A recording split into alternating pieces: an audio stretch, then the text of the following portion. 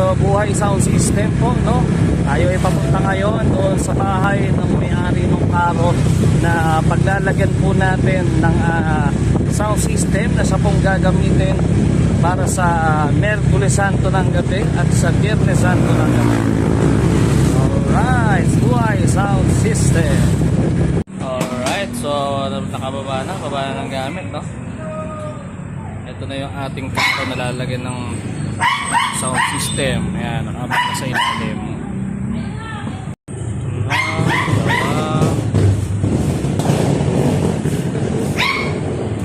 Nandito po tayo, so dito po tayo sa ilalim ng karo saan install na po natin yung ating sound system para po sa darating na Miyerkules Santo at Biyernes Santo. Ayan.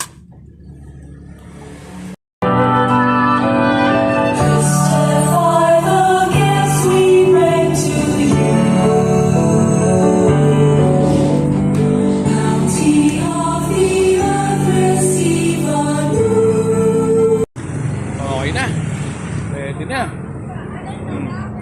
May ilaw pa sa baba yan.